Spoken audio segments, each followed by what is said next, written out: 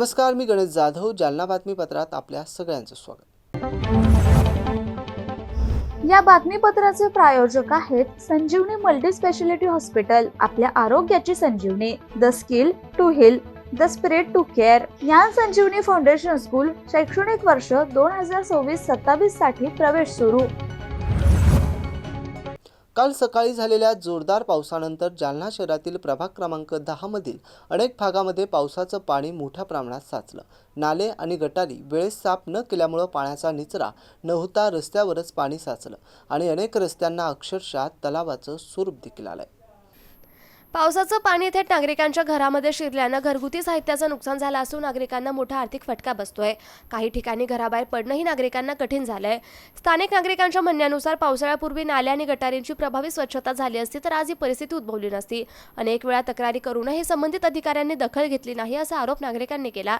स्वच्छता निरीक्षकांकडे वारंवार तक्रार केल्यानंतर कर्मचारी कमी आहेत असं कारण देत जबाबदारी झटकली जात असल्याचं नागरिकांचं म्हणणं आहे.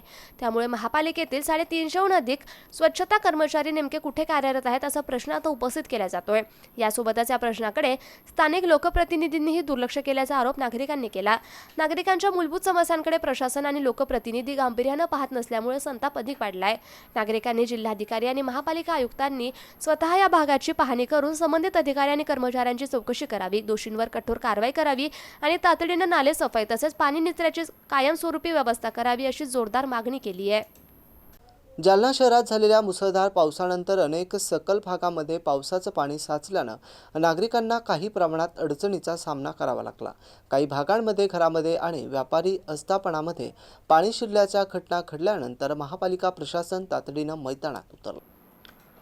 महापालिका आयुक्त अंजली शर्मा, महापौर वंदना मगरे, उपमहापौर राजेश राऊत तसेच नगरसेवक भास्कर आबा दानवे यांनी शहरातील विविध भागांना भेट देत परिस्थितीची पाहणी केली. यावेळी प्रभाग क्रमांक 1 मधील गायत्री नगर आणि कोठारी नगर, प्रभाग क्रमांक 7 मधील जुना मोंडा, प्रभाग क्रमांक 8 मधील CTMK शाळा परिसर आणि प्रभाग क्रमांक 10 मधील टाउन हॉल परिसराची पाहणी करण्यात आली.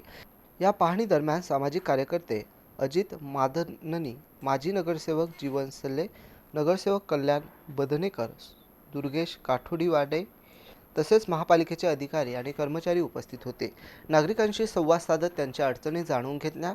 यावेळी आयुक्त अंजली शर्मा यांनी सांगितले की मागील वर्षाच्या मुसळधार पावसात अनेक भागामध्ये घरामध्ये आणि दुकानांमध्ये पाणी शिरल्याच्या घटना घडल्या होत्या. यंदा पावसाळ्यापूर्वी शहरातील नाल्यांची व्यापक सफाई करण्यात आल्यानं त्याचा सकारात्मक परिणाम बघायला मिळाला. ज्या ठिकाणी अजूनही पाणी साचत आहे त्या ठिकाणी तातडीने उपाययोजना करण्याच्या सूचना संबंधित अधिकाऱ्यांना देण्यात आल्या. महापौर वंदना मगरे यांनी पुढेही म्हटलंय की शहरातील संवेदनशील भागाची प्रत्यक्ष पाहणी करून आवश्यक त्या ठिकाणी नाल्यांची सफाई आणि पाण्याचा निचरा करण्याचं काम युद्धपातळीवर सुरू आहे. नागरिकांना कमीत कमी त्रास होईल यासाठी महापालिका प्रशासन सतत लक्ष घालून आहे आणि सर्व यंत्रणा सज्ज ठेवण्यात आल्या आहेत. उपमहापौर राजेश राऊत यांनीही नागरिकांना कोणत्याही अफवांवर विश्वास न ठेवण्याचं आवाहन केलंय. शहरातील पाणी साचणाऱ्या भागांमध्ये आवश्यक त्या उपाययोजना तत्काळ राबवल्या जाव्या आणि कोणतीही अडचण असल्यास नागरिकांनी थेट महापालिकेशी संपर्क साधावा असंही त्यांनी म्हटलंय. पाहणी दौऱ्यात प्रशासनाने शहरातील संवेदनशील भागांवर विशेष लक्ष केंद्रित केलं आहे. संबंधित विभागांना देखील याचे आदेश दिले आहे. पाणी साचणाऱ्या ठिकाणी तातडीने निचऱ्याची व्यवस्था करण्याचं काम सुरू असल्याचं प्रशासनाकडून सांगण्यात आलंय. आम्हाला माहिती अशी पडली होती की काल जे मुसळधार पाऊस झाला आणि रेड अलर्ट आला होता गव्हर्नमेंट ऑफ इंडियाकडून, त्याप्रमाणे पाऊस खूप झाला आहे आणि बरेच एरियाज होते ज्यामध्ये पाणी साचलं होतं.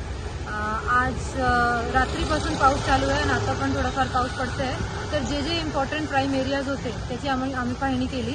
आमचे जे मान्य नगरसेवक होते तिथे, सोबतच माननीय महापौर मॅडम, माननीय उपमहापौर साहेब त्यांच्यासोबत पाहणी केली.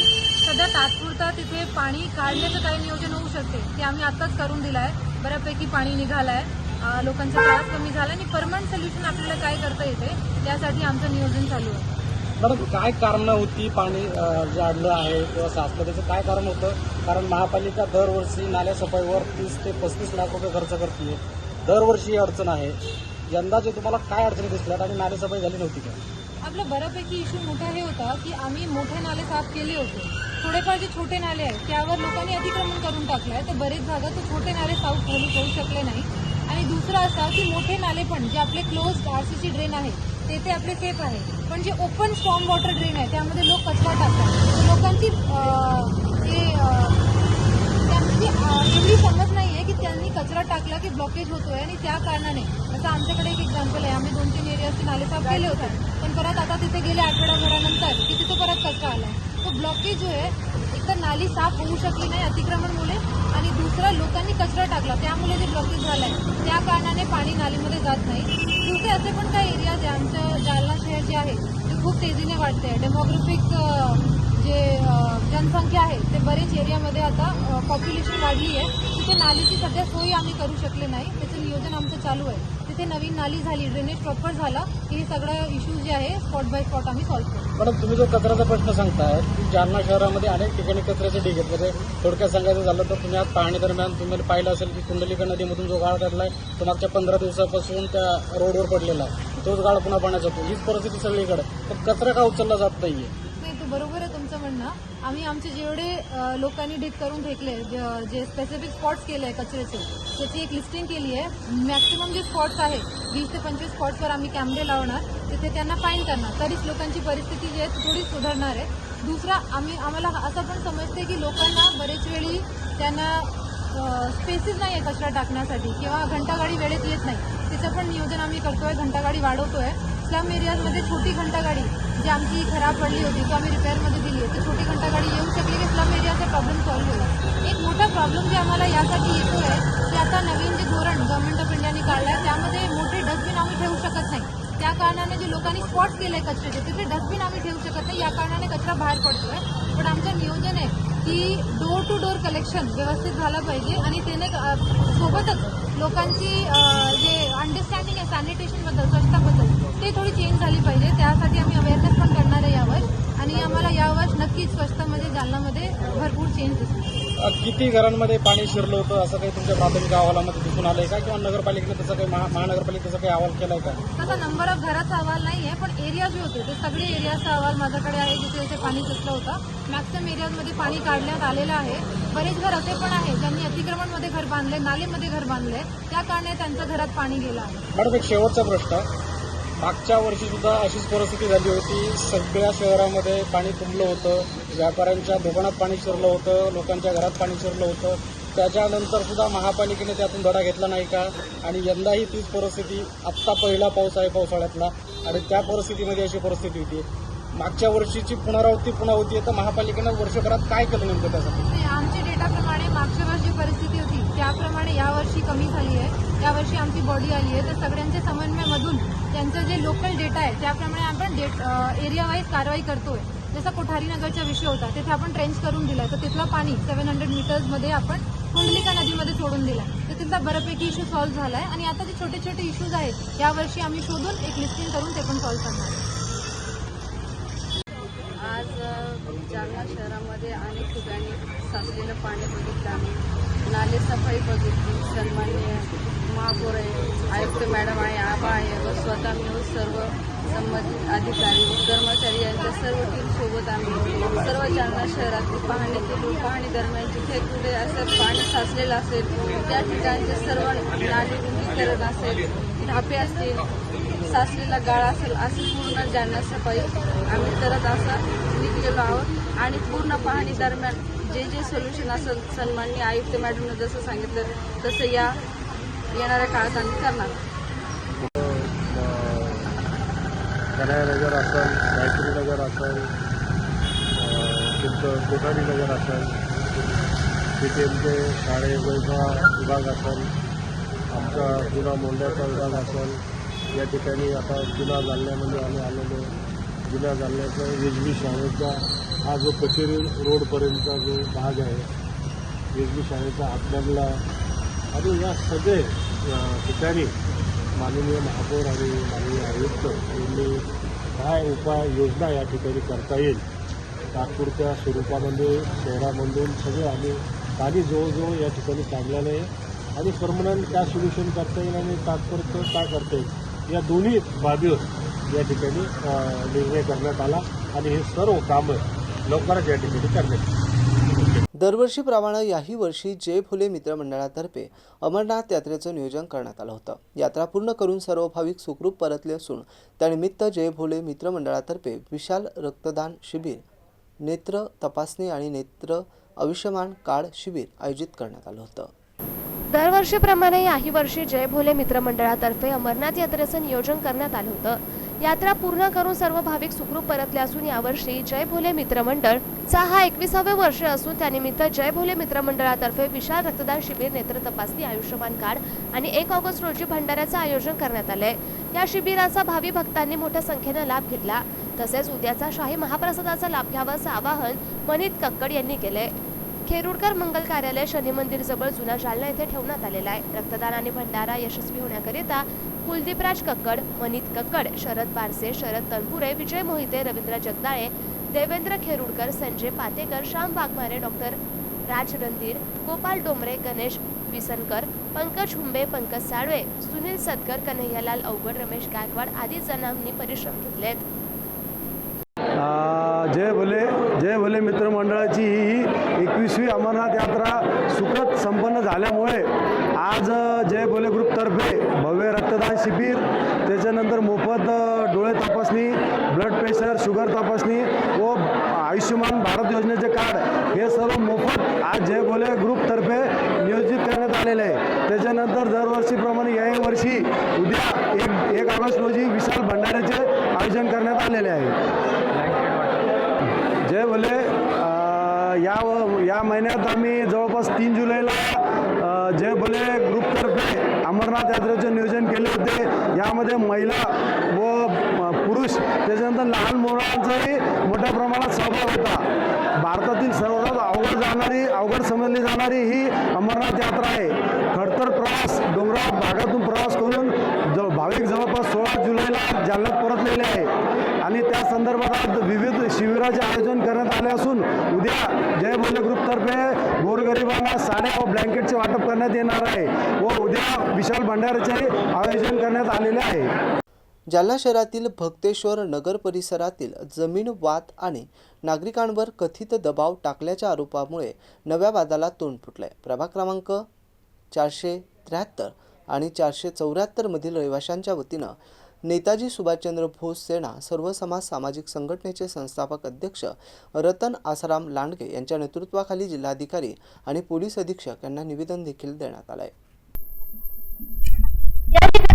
परिसरातील 7 नागरिकांवर मानसिक दबाव आणला जात असून त्यांच्यामध्ये भीतीचं वातावरण निर्माण करण्यात येत असल्याचा गंभीर आरोप करण्यात आला.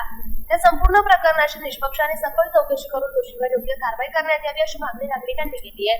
त्याचबरोबर भक्तेश्वर नगरातील संबंधित सर्वे क्रमांकाच्या जमिनीवर बेकायदेशीररित्या ताबा मिळवून घरे उभारण्यात आल्याचा आरोपही निवेदनात करण्यात आला. या प्रकरणाची महसूल विभागामार्फत आणि संबंधित यंत्रणांकडून चौकशी करून सत्य बाहेर आणावे तसेच हा प्रश्न न्यायालयीन किंवा मंत्रालयीन स्तरावर सोडवावा अशी मागणी करण्यात आली. फक्त जमीन वादच नव्हे तर परिसरातील नागरिकांनी मूलभूत सुविधांचाही प्रश्न उपस्थित केला आहे.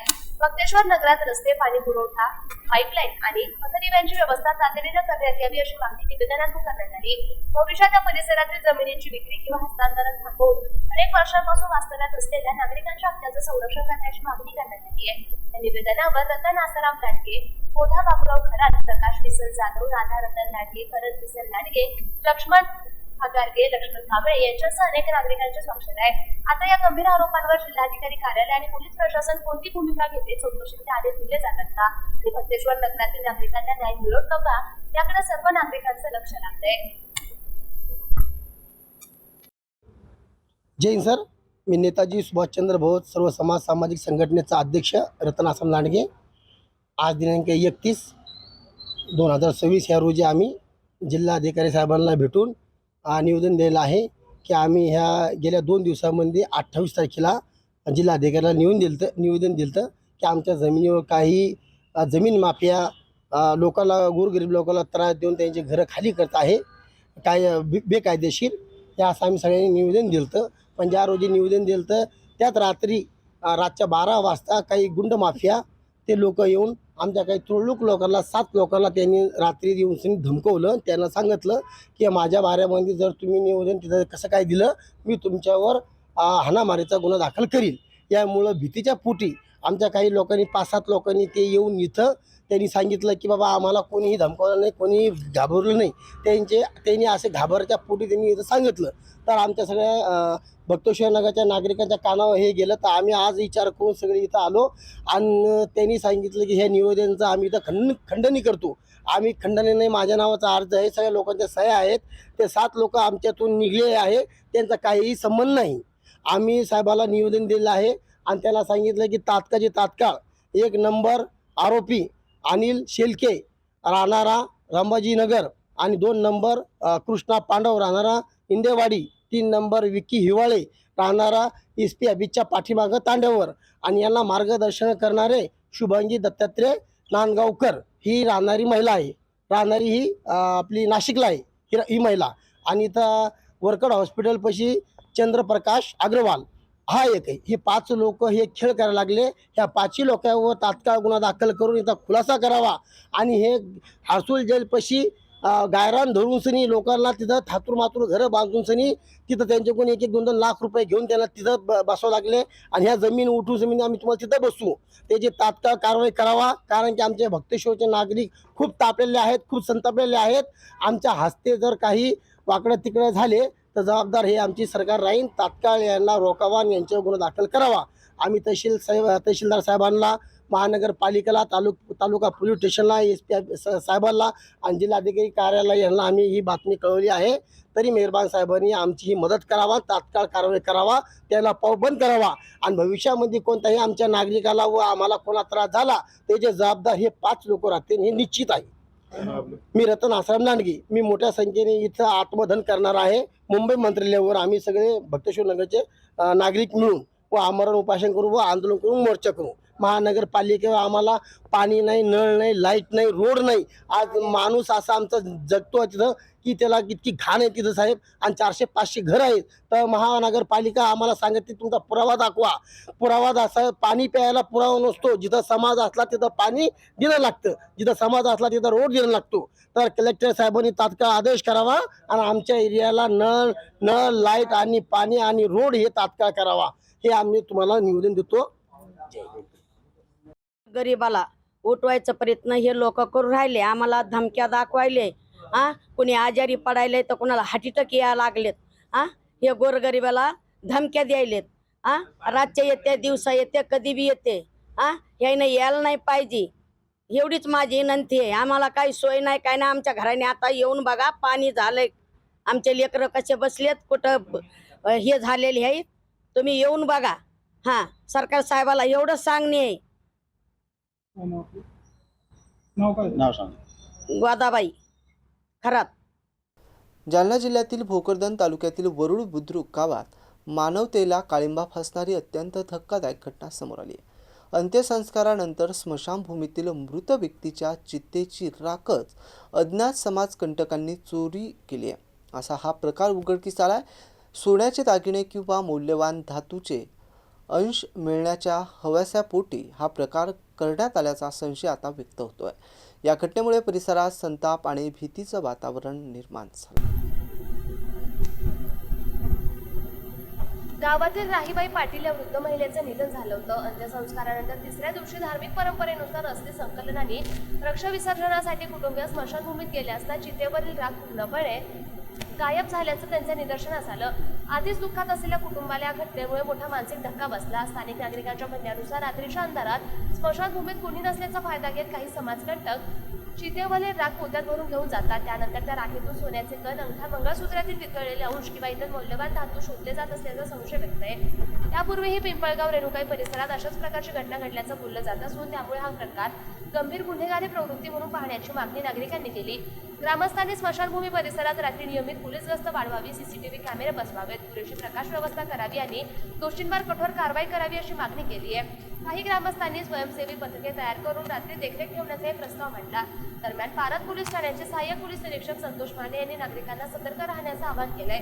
अंत्यसंस्कारानंतर कुटुंबियांनी आणि ग्रामस्थांनी स्मशानभूमी परिसरात संशयास्पद हालचाली दिसल्यास तात्काळ पोलिसांना माहिती द्यावी असे त्यांनी सांगितलंय. नमस्कार, मी देवीदास पाटील, वरुड बुद्रुक, तालुका भोकरदन, जिल्हा जालना.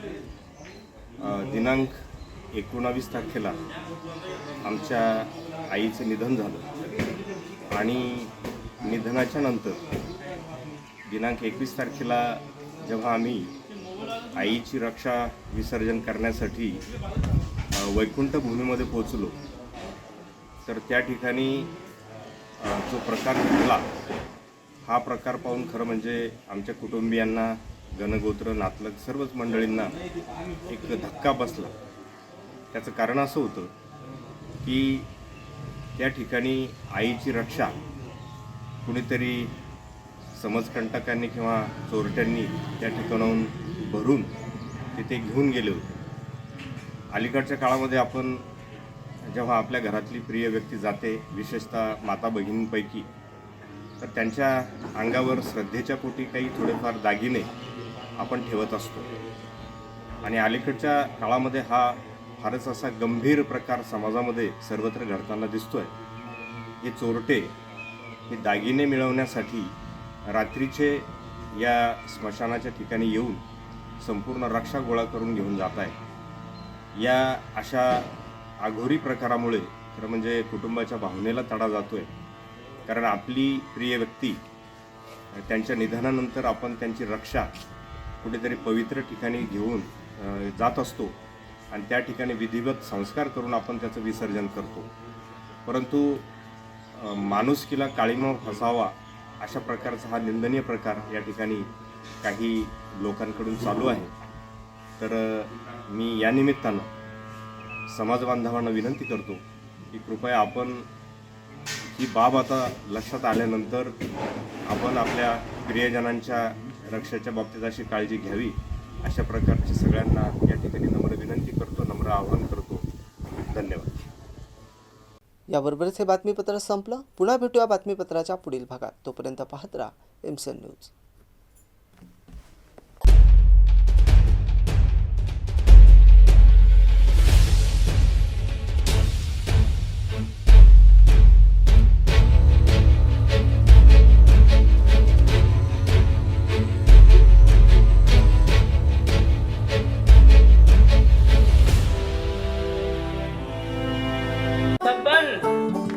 आपको कलेक्टर साहिबा के हाथों से इनामी घर मिल रहा है.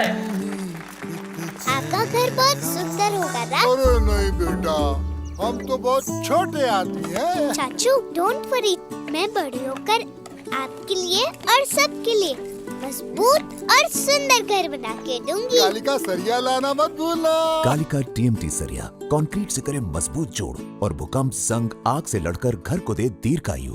कालिका सरिया मैं भूली नहीं. बेटिया आप कलेक्टर. कालिका TMT, फैसला जो मजबूत हो. संजीवनी मल्टी स्पेशालिटी हॉस्पिटल, ऋषी पार्क, अंबर चौफुली, जालना.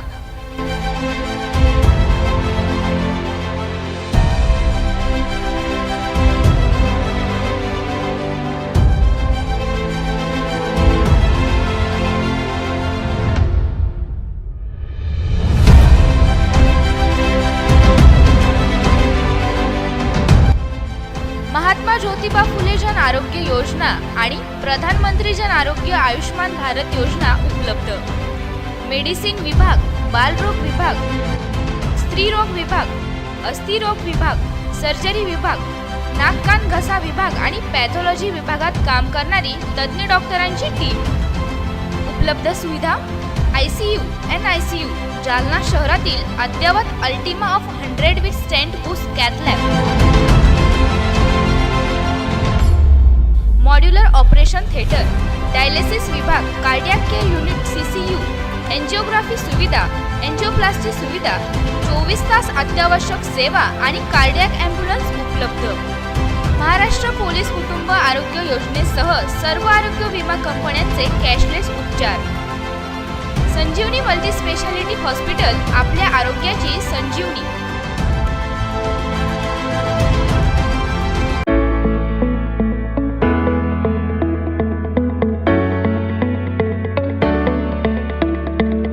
मत्स्योदय शिक्षण संस्था संचलित अंकुशराव टोपे महाविद्यालय, जालना कनिष्ठ आणि वरिष्ठ महाविद्यालय येथे प्रवेश देणे सुरू आहे. महाविद्यालयास बँगलोर येथील नॉर्थ मार्फत पूर्ण मूल्यांकनात तिसऱ्या सायकलमध्ये अ दर्जा प्राप्त करणारे जालना जिल्ह्यातील प्रथम महाविद्यालय, तसेच डॉक्टर बाबासाहेब आंबेडकर मराठवाडा विद्यापीठाच्या शैक्षणिक अंकेक्षणात अ दर्जा प्राप्त केला असून आयएसओ प्रमाणे 2026-27 प्रमाणे नॅक ओरिएंटेड निसर्गरम्य वातावरणातील महाविद्यालयात आपला प्रवेश आजच निश्चित करा. कनिष्ठ महाविद्यालयात कला, वाणिज्य, विज्ञान आणि HSC व्हॅकेशनलसाठी 11वी आणि 12वी वर्गात प्रवेश देणे सुरू आहे. विज्ञान शाखेसाठी रॉक सायन्स, इलेक्ट्रॉनिक विषयांची विशेष उपलब्धता. 11वी आणि 12वी साठी व्यवसायभूमिक courses, accounting, financial and office management, marketing and detail management, logistic, material management यासाठी विशेष प्रवेश देणे सुरू. वरिष्ठ महाविद्यालयात BA, BCom, BSc, BCA या वर्गातून नवीन शैक्षणिक धोरणानुसार प्रवेश देणे सुरू आहे. BA या प्रथम वर्ष प्रवेशासाठी उपलब्ध विभाग. MA यासाठी उपलब्ध विषय आहे मराठी, हिंदी, इंग्रजी, भूगोल, मानसशास्त्र, इतिहास, समाजशास्त्र, राज्यशास्त्र, लोकप्रशासन आणि अर्थशास्त्र. MCom, MSc संगणकशास्त्रामध्ये प्रवेश देणे सुरू आहे. PhD साठी उपलब्ध संशोधन केंद्र, संशोधन विषय इंग्रजी, भूगोल, मानसशास्त्र, इतिहास, समाजशास्त्र, मराठी, हिंदी, वाणिज्य, लोकप्रशासन, अर्थशास्त्र. विद्यार्थ्यांच्या व्यक्तिमत्व विकासासाठी महाविद्यालयातर्फे विशेष प्रयत्न. क्रीडापटूंसाठी विशेष क्रीडा सुविधा, संगणकीकृत ग्रंथालय, मुलींसाठी स्वतंत्र वसतिगृह, विविध स्पर्धा परीक्षांची तयारी. क्रीडा विभागाद्वारे मिलिटरी आणि पोलीस प्रशिक्षण, नीट, JEE, CET परीक्षेची तयारी, सुसज्ज सांस्कृतिक विभाग, विविध शैक्षणिक उपक्रम आणि नियमित तासिका. आमचा पत्ता मोतीबाग, रेल्वे ओव्हरब्रिज जवळ, जुना जालना. प्रवेश माहितीसाठी संपर्क उपप्राचार्य डॉक्टर संजय पाटील 8275 51 56 92, उपप्राचार्य प्राध्यापक पांडुरंग खोजे 94 21 68 85 68, प्राचार्य डॉक्टर दादासाहेब गजहंस 87 88 11 97 61, अंकुशराव टोपे महाविद्यालय जालना. प्रवेशासाठी आजच संपर्क करा.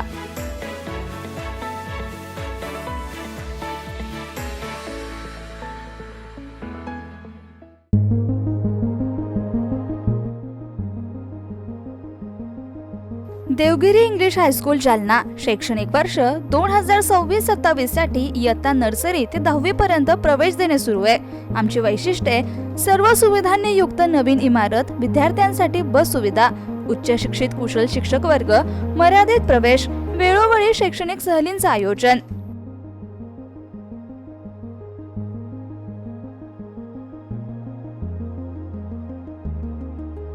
देवगिरी इंग्लिश हायस्कूल, गायत्री लॉन्सच्या पाठीमागे, अंबड चौफुली, जालना. संपर्क क्रमांक 9371261777 आणि 9623756132. आजच तुमचा प्रवेश निश्चित करा.